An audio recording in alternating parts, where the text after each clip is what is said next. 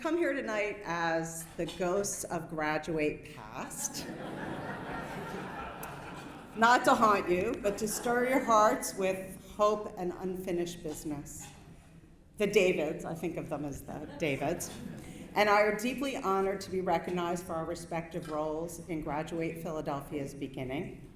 We wrote these remarks together, and I'm proud to deliver them. Because while we came to this work from different perspectives, we were and remain united by a simple, powerful belief. Talent is everywhere, opportunity is not. More than 20 years ago, David Thornburg was leading the Economy League, as you heard, and he was using data to chart a bold vision for Philadelphia's future. He argued we needed far more college graduates to both grow and attract the high-paying knowledge economy jobs required to secure our economic future. At the same time, I was across Market Street at the Philadelphia Workforce Investment Board, as Pat talked about, and I wasn't just looking at data, I was looking into the eyes of people fighting for a better life. Many had enrolled in college, they had dreams, but life, family, bills, bad timing got in the way. Now they were stuck in low-wage jobs, still hoping for a way forward. At the time, a partnership between the region's top economic think and do tank and the city's workforce system was unexpected.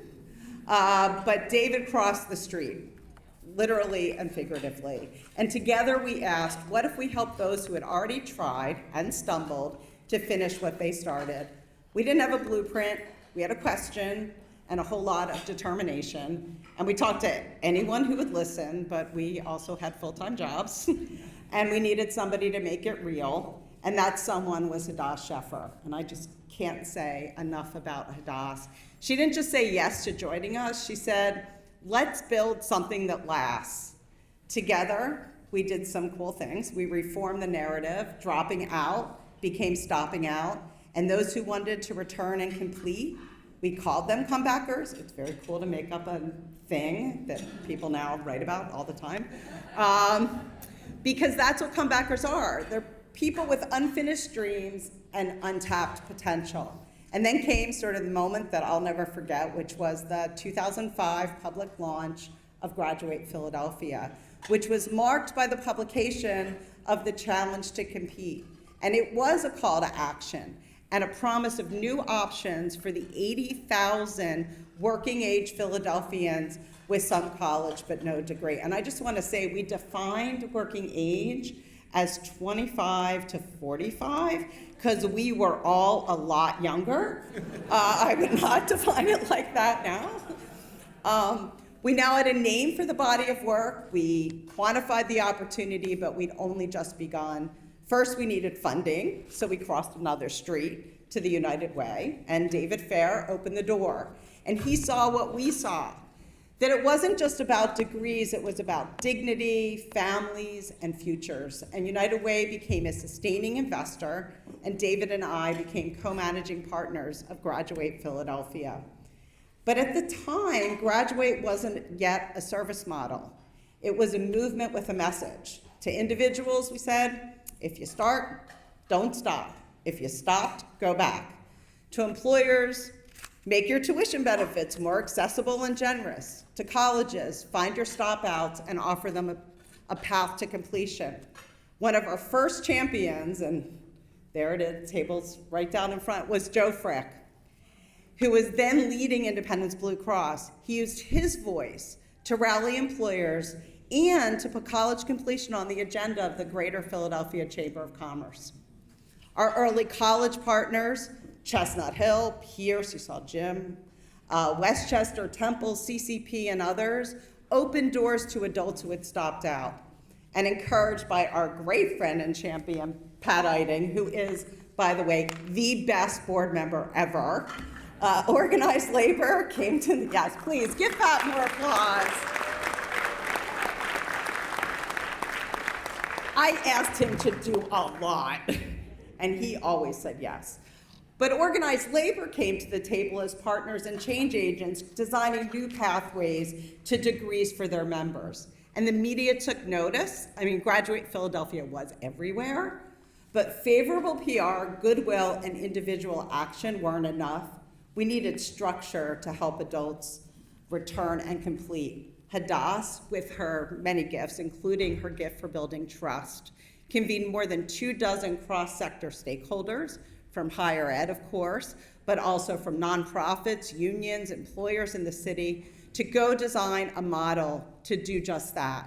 But models need money, and that's when Matt Burkheiser, then at the Knight Foundation, yeah, give some love to Matt.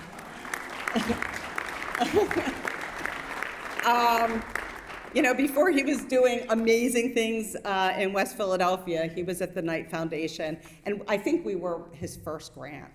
The very generous grant he gave us the runway we needed to get to liftoff. And then we struck gold again, and I want to give a shout out to Kim Steffens, who joined the team as our second hire.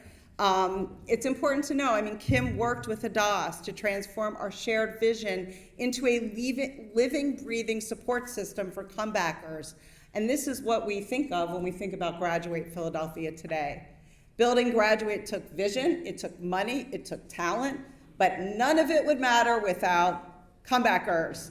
So if you're a comebacker, somebody who dared to dream again, because we can't do it enough, stand up, raise your voice. We really want to celebrate you. Come on, please. I know Kim's here. Stand up, yes.